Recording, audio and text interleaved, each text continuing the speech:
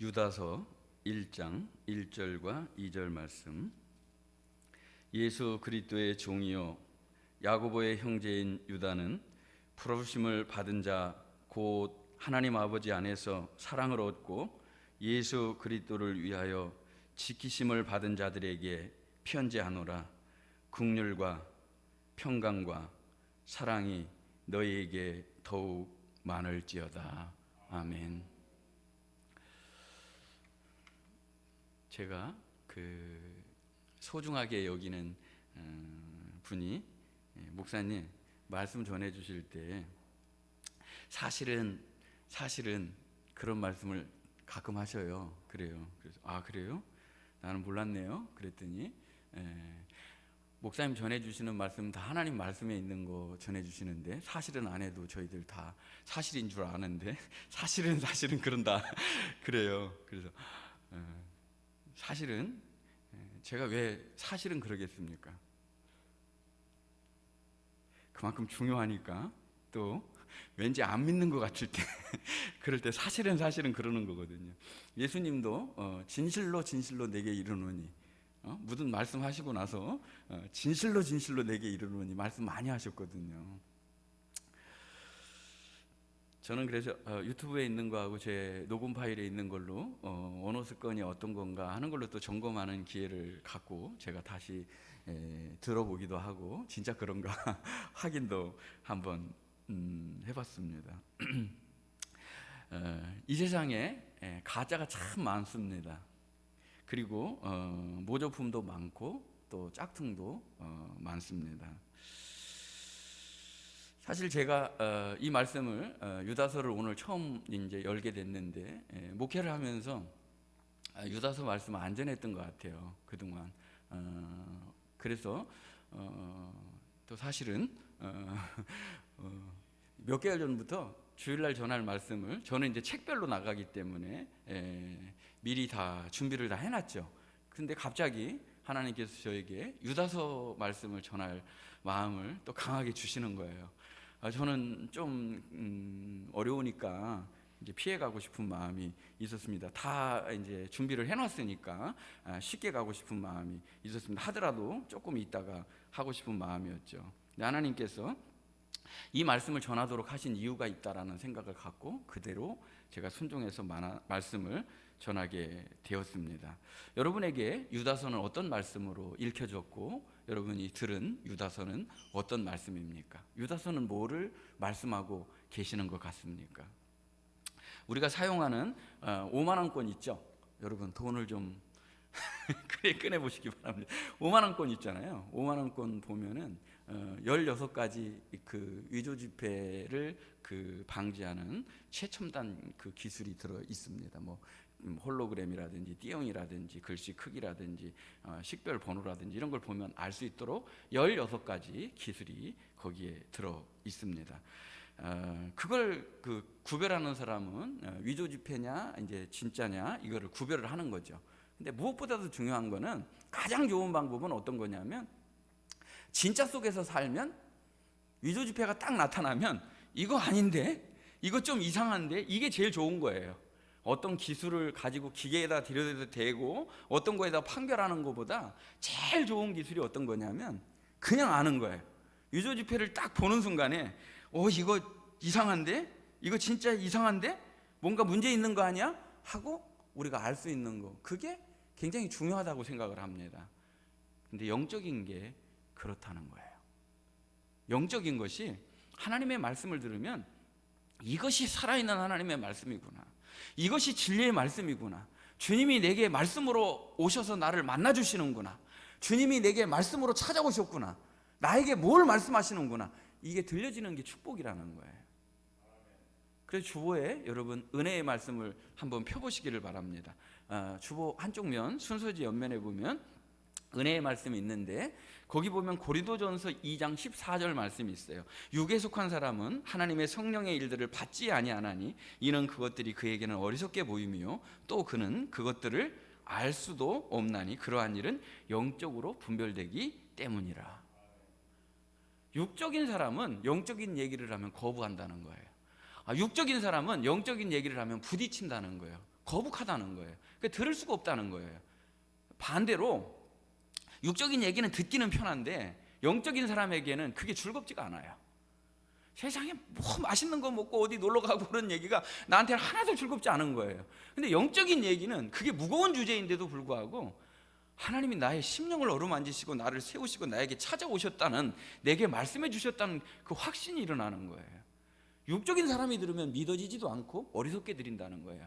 영적인 사람이 들으면 이게 나를 살리는 말씀이라 하는 거라는 거예요. 근데 그게 분별하는 기준이요, 최첨단 기계에 컴퓨터에다 집어넣어야 아는 것이 아니라 그냥 영적인 것은 분별이 된다는 거예요.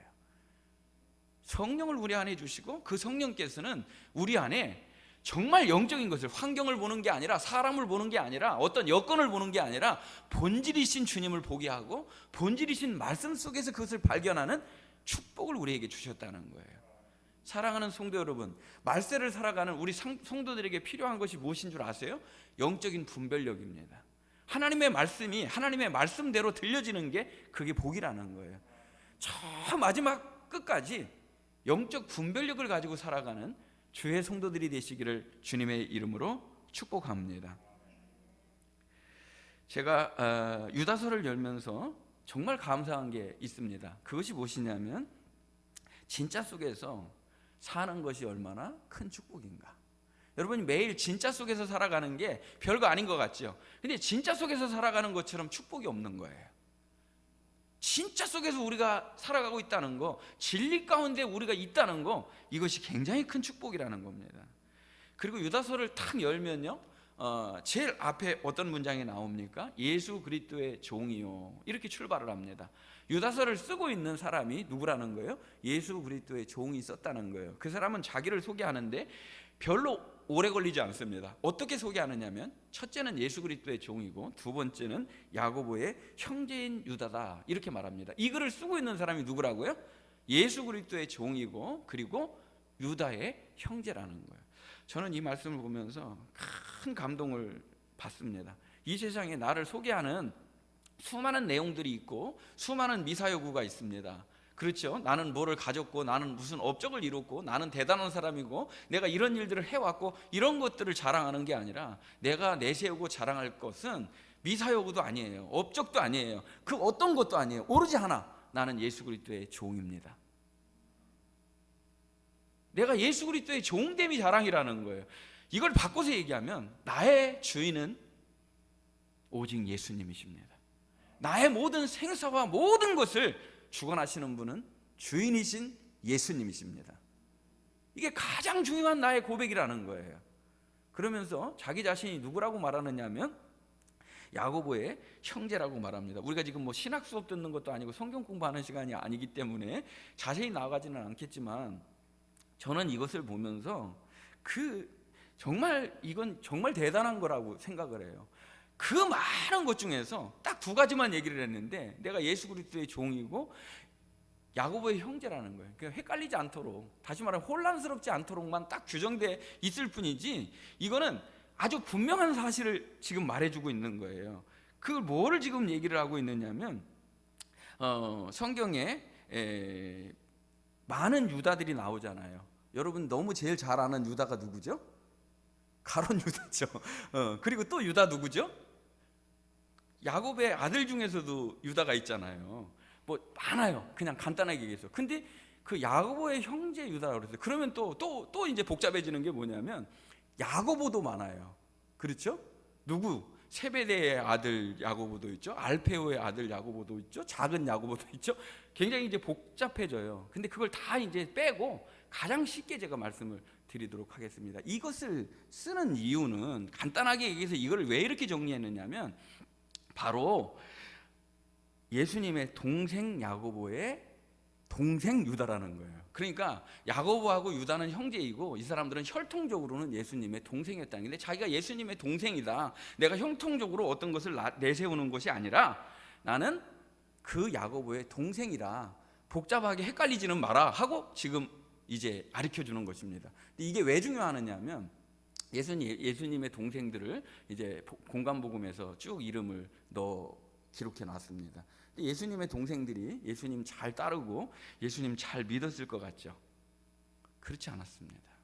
예수님의 동생들이 예수님을 믿고 따르기보다는 오히려 조롱하고 핍박하는 자리에 있었습니다. 그것을 제가 알기 쉽게 요한복음 7장 4절과 5절 은혜의 말씀에 기록해 놓았습니다. 함께 읽어볼까요? 스스로 나타나기를 구하면서 묻혀서 일하는 사람이 없나니 이 일을 행하려 하거든 자신을 세상에 나타내소서 하니 이는 그 형제들까지도 예수를 믿지 아니함이러라. 아멘. 아유, 주님이 진짜 하나님의 아들이시고 그렇게 대단하신 분이라면 사람 많은 데 가서 큰 기적을 일으켜가지고 대번에 한 번에 믿게 해주시면 될 걸 왜 이렇게 어렵게 하십니까? 하면서 일명 조롱 섞이게 예수님에게 얘기했다는 거예요. 그거를 예수님을, 형제들까지도 예수님을 믿지 않았다라고 말합니다. 이들이 예수님을 믿지 않았는데 어느 순간에 이들이 큰 사건에 의해서 예수님을 믿게 됩니다. 이 동생들이 전부 다 예수님을 믿지 않았는데 예수님을 믿게 된 사건이 있었다는 거예요. 그 사건이 무엇이냐면 십자가의 죽으심과 부활의 사건이었다는 거예요. 고린도전서 15장 7절에 보면 아주 콕 집어서 얘기를 하고 있는데 누구가 부활의 목격자이고 부활해서 예수님이 만나준 사람들의 이름을 쭉 기록하고 있습니다. 고린도전서 15장에 보면 그 중에서 누구 이름을 특별히 쓰고 있느냐 하면 야고보에게 나타나시고 또 다른 모든 사도들에게 나타났다, 이렇게 말하고 있습니다. 그때까지 야고보는, 유다는 예수님을 믿지 않았다는 거예요. 예수님을 인정하지 않았다는 거예요. 그런데 부활하신 예수님을 만나고 나서 야고보는 이제 예수님을 믿게 되었다는 거예요. 유다는 예수님을 믿게 되었다는 거예요. 근데 그 감격적인 선언을 보면 이렇게 고백을 하고 있습니다. 주보에는 제가 기록하지 않았지만 야고보서 1장 1절에 보면 이렇게 위대한 선언을 합니다. 하나님과 주 예수 그리스도의 종 야고보는 흩어져 있는 12지파에게 문안하노라, 이렇게 말합니다. 근데 시작은 똑같아요. 하나님과 주 예수 그리스도의 종 야고보는, 다른 거 아무 필요 없고 어떤 아름다운 말 수식어 다 빼고 하나님과 예수 그리스도의 종 야고보는 흩어져 있는, 지금 핍박 때문에 흩어져 있는 12지파들에게 편지한다는 거예요. 이 무슨 말이냐면 나는 예수님을 믿지 않았습니다. 나는 예수님을 알지 못했습니다. 나는 예수님을 인정하지 않았습니다. 그러나 부활하신 예수님을 만나고 나니 그분이 하나님이시라는 걸 내가 알게 되었습니다. 그분은 나의 하나님이시고 나의 주, 나의 그리스도, 나의 주인 되시는 예수님입니다. 내 일생 다 가도록 자랑할 말은 주와 그리스도 되시는, 하나님 되시는 그 예수님을 믿고 그분의 종으로 사는 것이 나의 영광입니다 하고 고백했다는 거예요. 그래서 위대한 선언, 야고보서라는 말씀이 나오게 되었다는 겁니다. 우리가 믿는 예수님은 사람을 변화시키는 주님이신 줄 믿습니다. 그래서 기독교는 변화의 종교라고 말하잖아요. 기독교는 사랑의 종교라고 여러분 많이 들어보셨을 거예요. 그 사랑이 우리를 변화시키는 겁니다.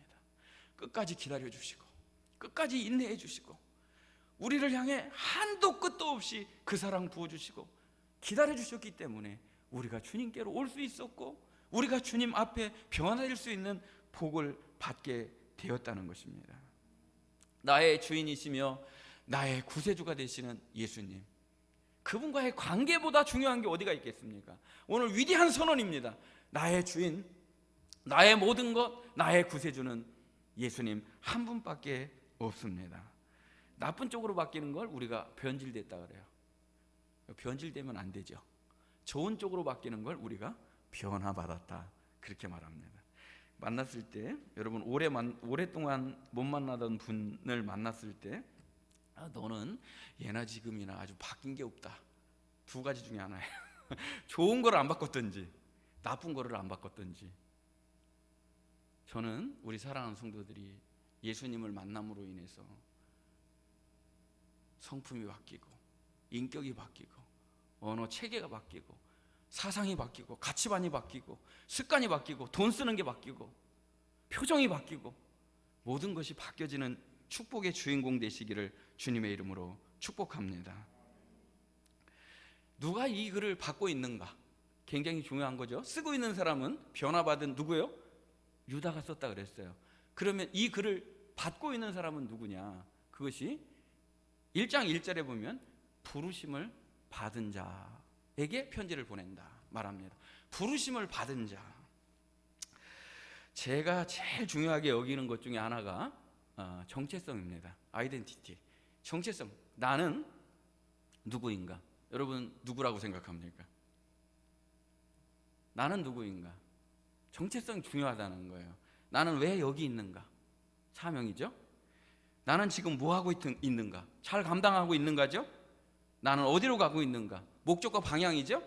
이게 분명해야 된다는 거예요. 사랑하는 성도 여러분, 나는 누구입니까? 나는 지금 왜 여기 있는 겁니까? 나는 지금 뭐 하고 있는 겁니까? 나는 어디로 가고 있는 겁니까? 나의 목적지는 어디입니까? 지난주에 제가 이렇게 좀 체중이 빠졌다고 아팠다고 그러니까 유튜브를 보시는 분들이 좀 걱정하셨나 봐요.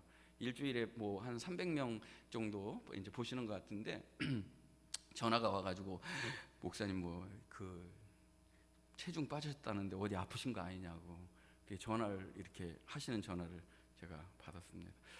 전화하지 않으셔도 되겠습니다. 저 괜찮습니다.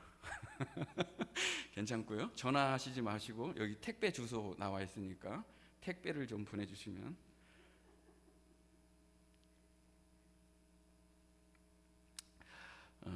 제가 아픈 거는 몸이 아픈 건 아무 상관이 없어요. 정체성에 혼란이 오면 그거는 견디지를 못하는 거죠. 우리 사랑하는 성도들은 주님이 나를 왜 여기에 보내셨는가?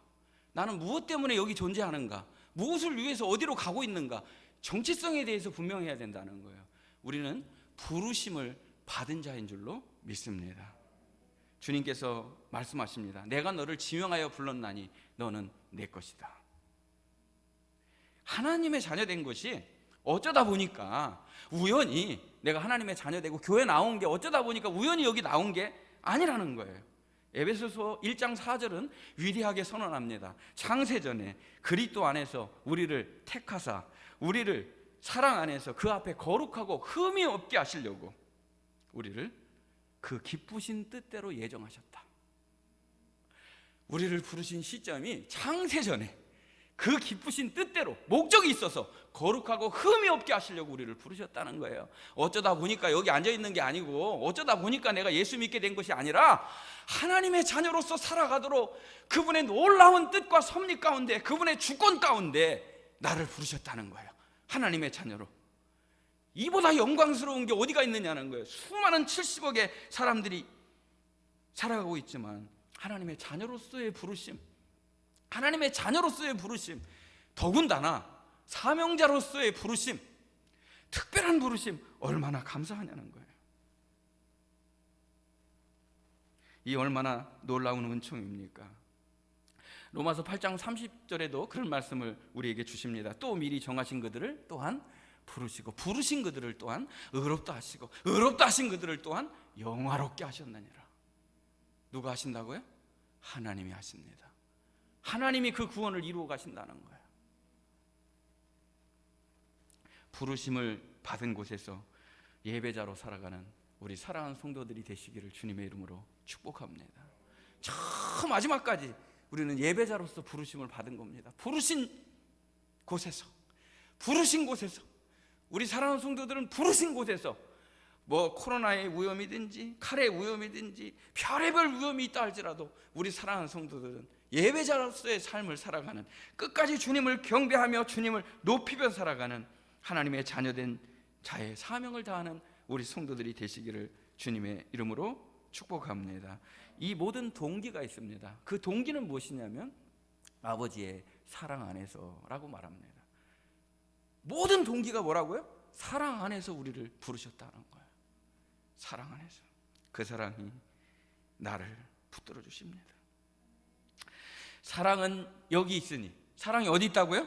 여기 있으니 우리가 하나님을 사랑한 것이 아니요 하나님이 우리를 사랑하사 우리 죄를 속하기 위하여 화목제물로 그 아들을 보내셨음이라. 사랑은 여기 있다는 거예요. 우리가 하나님을 사랑한 게 아니고 우리가 하나님을 선택한 것이 아니라 하나님이 우리를 선택하셨고 우리를 부르셔서 그 아들을 화목제물로 우리에게 내어주셨다는 거예요. 우리가 아직 죄인 되었을 때에 그리스도께서 우리를 위하여 죽으심으로 우리를 향한 자기의 사랑을 확증하셨느니라. 그래서 모든 것이 삼중적 축복이에요. 믿음, 소망, 사랑. 유튜브에 있잖아요. 제가 은총의 삼중주라고 올려놨잖아요. 몇 주 전에 설교했잖아요. 다 삼중적이에요. 그러니까 오늘 우리에게 주시는 이 시대에 꼭 필요한 게 뭐냐면 긍휼과 평강과 사랑이에요. 그 긍휼과 평강과 사랑이 너에게 더 많을지어다라. 우리를 부르셨고 우리를 사랑하셨고 마지막 하나가 있어요. 그것이 무엇이냐면 우리를 지켜주시는 복이에요. 우리를 지켜주신다. 사랑을 얻고 하나님의 사랑을 받은 자는 지켜주심의 은혜 가운데 거한다는 거예요. 원래 이 말씀을 쓸 때 어떤 환경이었는지를 잠깐 동안 말씀을 드리도록 하겠습니다. 이 배경을 알아야 유다서가 또 열리잖아요. 요한계시록 읽을 때도 우리가 배경을 알아야 요한계시록이 읽혀지는 것처럼 똑같습니다. 여기 보면은 원래 이 말씀을 보면 유다서를 쓸 때 그냥 편안한 글을 쓰려고 그랬대요. 편안한 글력을 쓰려고 했는데 갑자기 전투 모드가 발동이 된 거예요. 왜 전투 모드가 발동됐을까요? 그럴 만한 이유가 있었다는 거예요. 그거를 지금 얘기해 주는 말씀이 유다서 1장 3절입니다. 한번 읽어보겠습니다. 사랑하는 자들, 오늘은 개략적으로 개관만 말씀드리도록 하겠습니다. 사랑하는 자들아, 우리가 일반으로 받은 구원에 관하여 내가 너희에게 편지하려는 생각이 간절했다. 그렇게 말합니다. 원래 편안한 말씀 쓰려고 그랬다는 거예요. 근데 환경이 바뀌었대요. 4절. 이는 가만히 들어온 사람 몇이 있는데 그 가만히 교회 안에 누가 들어왔다는 거예요. 이 교회 안에 어떤 사람이 가만히 들어왔다는 거예요. 어떤 사람들이냐면 그들은 4절 옛적부터 이 판결을 받기로 미리 기록된 자니 경건하지 아니한 자이고, 두 번째는 하나님의 은혜를 도리어 방탕한 것으로 바꾸는 자들이고, 세 번째는 홀로 하나이신, 여기 제일 중요합니다. 홀로 하나이신 주제. 나중에 다음 주 그 다음 주 정도의 말씀 나누도록 하겠습니다. 홀로 하나이신 주제, 곧 우리 주 예수 그리스도를 부인하는 자들이 들어왔다는 거예요. 어디에? 이 공동체 안에, 교회 안에 들어왔다는 거예요. 그렇기 때문에 이런 갑작스러운 일이 생겨서 다시 3절로 가겠습니다.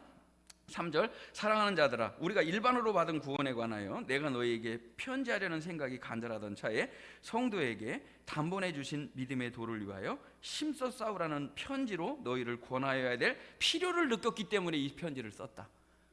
이해가 되시죠? 원래 부드럽게 일반적인 내용을 하려고 그랬는데 믿음의 도를 힘써 싸워야 된다.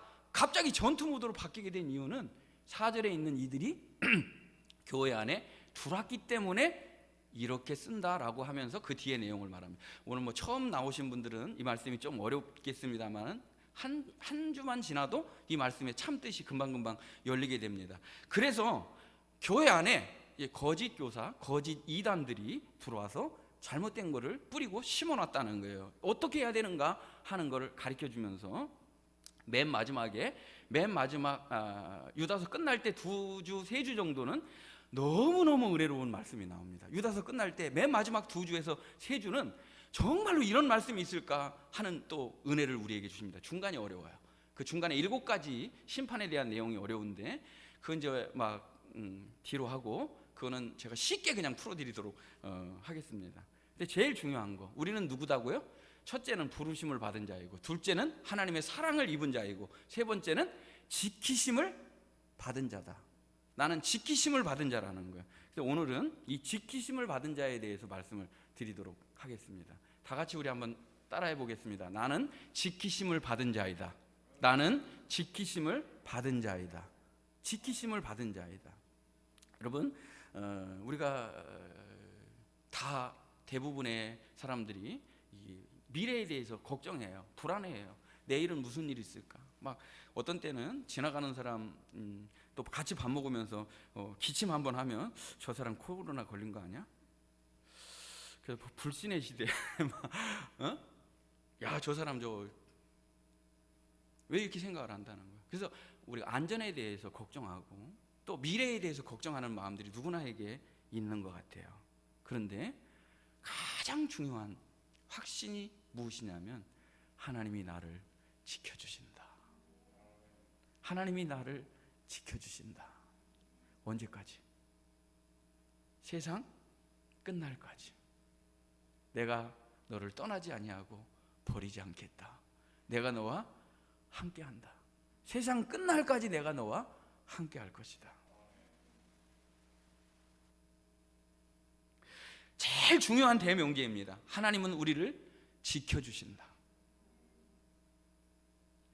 그 말씀을 이제 말씀으로 말씀드리도록 하겠습니다. 은혜의 말씀, 요한복음 16장 33절입니다. 다 같이 읽어보겠습니다. 요한복음 16장 33절. 이것을 너희에게 이르는 것은 너희로 내 안에서 평안을 누리게 하려 함이라. 세상에서는 너희가 환난을 당하나 담대하라. 내가 세상을 이기었노라. 내가 세상을 이기었노라. 완료 시제예요. 이미 이루셨다. 승리를 이루어 놓으셨다. 이미 승리는 선언되었다 하는 것입니다. 가나안 땅 여러분 정복할 때 어떻게 정복합니까? 하나님께서 가나안 땅 이미 주셨다는 거예요. 약속의 말씀으로 주셨어요. 근데 그걸 밟아야지 우리가 차지하는 거잖아요. 밟아야지 우리가 그걸 누릴 수가 있는 거잖아요. 이미 그가 하셨다. 하나님이 싸우신다. 앞서서 가신다. 그 말씀으로 우리에게 주시고 넌 가기만 하면 내 것이 될 것이다. 누리게 될 것이다. 똑같습니다. 승리는 이미 선언된 것이고 이긴 승리라는 거예요. 그 승리를 성도들이 매일 싸워 나가야 되는데, 중요한 거는요, 여기서 오해하면 안 되는 게 뭐냐면, 너희가 이 세상에서는 뭐를 당한다 그랬어요? 환난을 당한다 그랬어요. 이 환난이 뭐냐면, 여러분 엑스트라 버진 올리브유 있잖아요. 올리브유 아시죠? 앞찾기에다가 넣어야 이게 으깨져야 기름이 나오죠. 여기 환난이라는 말이 압착하다라는 말이에요. 견딜 수 없는 고통과 아픔이 있다 할지라도 문제는 하나님이 이기게 하신다. 예수님께서 먼저 승리하셨다. 그 승리의 확신을 가지고 나가는 것이 하나님의 자녀들이라는 거예요. 요한 1서 5장 4절 5절입니다. 무릇 하나님께로부터 난 자마다 세상을 이기느니라. 세상을 이기는 승리는 이것이니 우리의 믿음이니라. 예수께서 하나님의 아들이심을 믿는 자가 아니면 세상을 이기는 자가 누구냐? 믿음으로 세상을 이기는 건데, 이건 능동태 현재형이에요. 무슨 말이냐면, 아까는 완료 시제고 이거는 능동체. 계속 우리는 이 세상에 사는 날 동안 매일매일이 영적 전투고, 매일매일 싸워서 매일매일 이기고 매일매일 승리하고 매일매일 경배하고 찬양하고 주님을 높여야 된다는 거예요. 그렇기 때문에 우리가 주님을 의지하고 주님을 붙들고 주님을 온전히 앙망하면서 가지 않으면 이 싸움 이길 수가 없다는 거예요. 믿음으로밖에는 못 이긴다는 거예요. 그 아들 예수님 붙잡고 의지하고 오직 그분으로 이기는 것이 영적 싸움이라는 거예요. 매일매일의 싸움을 이겨나가야 된다는 거예요. 이기게 하시는 싸움이죠.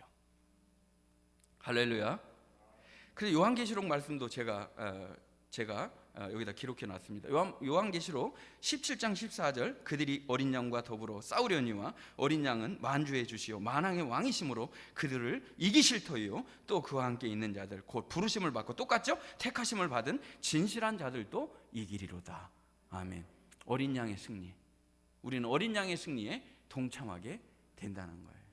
제가 이제 요한계시록 보고 있는데, 주님이 우리에게 이제 계시, 다시 말하면 예수님의 모습을 우리에게 보여주시잖아요. 어떻게 예수님의 모습을 보여주실까? 요한계시록에는 어떤 모습으로 예수님의 모습이 나올까? 여러분, 쫙 예수님의 모습만 찾아가면 또 요한계시록이 그렇게 은혜될 수가 없어요. 죽임을 당한 어린 양의 모습이다. 또 요한계시록 1장에 보면은 예수님이 인자 같으신 분이고 촛대 사이에 거니시는 분이라고 그래요. 촛대는 7 촛대를 말하는 거고 7 촛대는 7 교회를 말한다 그랬어요. 근데 교회, 왜 촛대 사이에 예수님이 계실까? 너무 간단하잖아요. 예수님이 왜 촛대 사이에 계셔요? 교회 가운데 계신다는 거예요. 우리 가운데 계신다는 거예요. 왜? 우리를 지키시기 위해서, 우리를 보호하시기 위해서, 우리의 안전을 책임지시기 위해서 우리 가운데 예수님이 계신다는 거예요. 이기게 하시기 위해서, 우리에게 승리를 주시기 위해서 그분이 우리와 함께 계신다는 거예요. 누가? 그와 함께 있는 자들, 곧 부르심을 받고 택하심을 입은 진실한 자들이 이기게 된다는 거예요. 그렇기 때문에 인내하는 믿음이 필요하겠죠. 요한계시록 13장 10절. 사로잡힐 자는 사로잡혀갈 것이요 칼에 죽을 자는 마땅히 칼에 죽을 것이니 성도들의 인내와 믿음이 여기 있느니라.